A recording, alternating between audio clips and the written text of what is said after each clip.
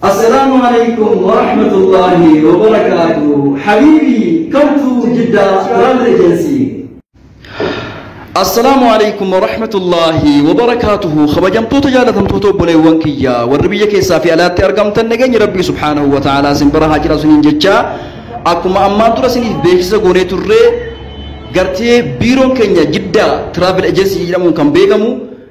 مغانا في فيني هنورو روميا نانو غرتي بولي gamoo friendship fooqii lama faaraatti kan argamu lakkoofsa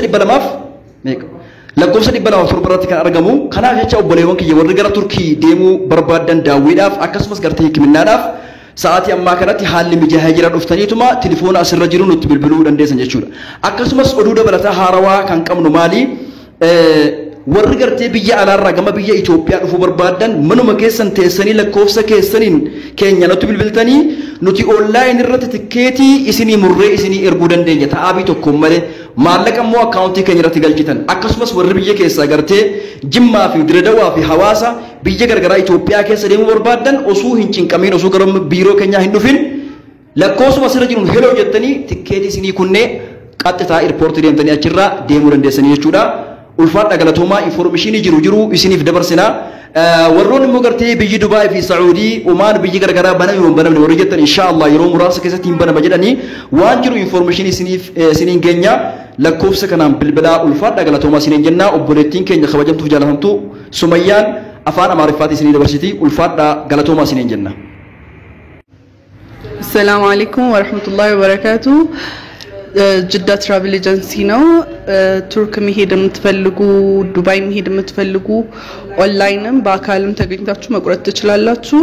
እንዲሁም የሀገር ውስጥ በረራ መቁረጥ ከፈለጋችሁ በአካል ሳትገኙ በኦንላይን ብቻ መቁረጥ ትችላላችሁ ድሬዳዋ መሄድ የሚፈልግ አዲስ አበባ ሐዋሳ ጅጅጋ ምናምን መሄድ የሚፈልግ መቁረጥ ይችላል በኦንላይን ብቻ ودنا የተከበራችሁ ኦሮምኛ ለማትሰሙ ወንድምና እህቶቼ እንግዲህ ያው የቱርክ ወደ ቱርክ መሄድ የምትፈልጉ ለጉብኝት እንዲሁ ደግሞ ለህክምና ቪዛው እኛ ጋር አለላችሁ ማምጣት ትችላላችሁ ማለት ነው በተጨማሪም ደግሞ ውጭ ሀገር ተቀምጣችሁ ወደ ኢትዮጵያ ማምጣት ለምትፈልጉ ወንድምና እህቶች በኦንላይን ላይ ቲኬት መቁረጥ ትችላላችሁ በተጨማሪም የሀገር ውስጥ በረራ ድሬዳዋ ሐዋሳ ጅማ የተለያየ ሀገሮች ውስጥ የኢትዮጵያ ውስጥ ማለት ነው ኢንሻአላህ የአማርኛ ጥረት ነው እንግዲህ መታችሁ ሳትመጡ በአካል ሳትመጡ በኦንላይን ላይ መቁረጥ ትችላላችሁ በዚህ ስልክ ብቻ ሃሎ በሉ ጀዛኩሙላሁ ኸይራን ቪዲዮ ደግሞ ሼር ኮሜንት ላይክ አድርጉልን